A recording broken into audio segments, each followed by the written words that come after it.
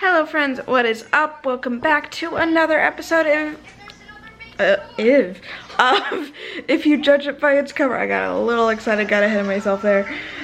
Today we are talking about the Roommate Pact by Alison Ashley. I really loved this book. Now, let me just start by saying I did not do a fun musical interest like the last one just because I couldn't think of one for this, and it happened. Anyway. So, let's talk about this book. As you may have seen, I read this while we were in Seaside. And it's kind of interesting because I remember this book had been on my radar for a long time. And I was like hesitant because I'm like, I like romance books, I like spice. But is it going to be one that's like more about spice and there's no actual story? Because to me, I need the story that adds to it. And it really wound up surprising me. So I want to say Josh surprised me with this. I think this was part of that basket he made me a while back. So I read it and I was surprisingly interested by it. It was not nearly as spicy as I was expecting. I would say it was more warm than spicy. But it was kind of a mix between friends to lovers and fake dating tropes, if you are into knowing tropes. Basically the gist of it are these two roommates, and they had at a bar a year before the story takes place, they made this pact that if they weren't married by the time, I think it was at 40, I don't know, maybe, I can't remember. It was a marriage pact, so you know, if we're not married by this age, we'll marry each other, blah blah blah. And I guess the main character, the main female character, she did not think it was serious, and the male did. And you know, they kind of get into this debate about it, and they decide that if they aren't married by the time they're 40, they'll become each other's committed hookups. But then, you know, she's going on these dates because she's determined to prove that she's not really in love with him.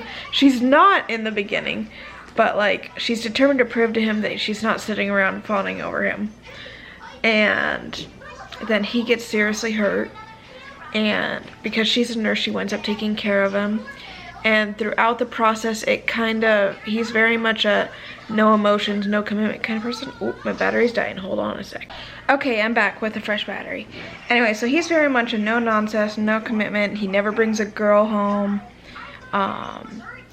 If he were to get married, it would literally just be of convenience, kind of guy. And then, you know, when he gets injured, he unfortunately, part of his injury, he can't talk for a couple weeks. And so he has to really rely on her, and she's got trauma because of a way she lost her dad, and so her being near him, being able to take care of him, helps her.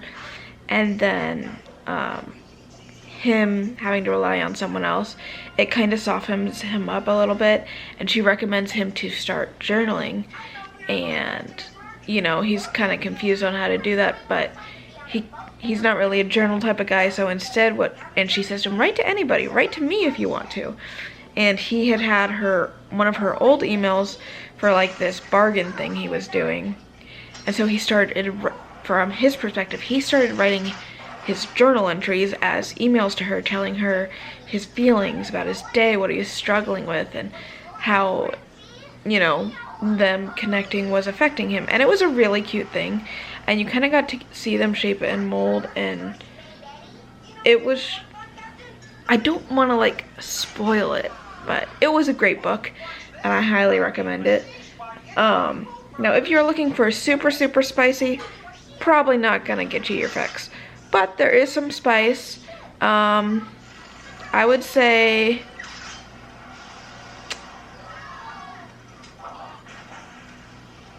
more than a Nicholas Sparks book, less than what someone would typically call a smut book. But it was a really good romance. I enjoyed it, and I highly recommend it. So yeah, that is my review of The Roommate Pact by Alison Ashley.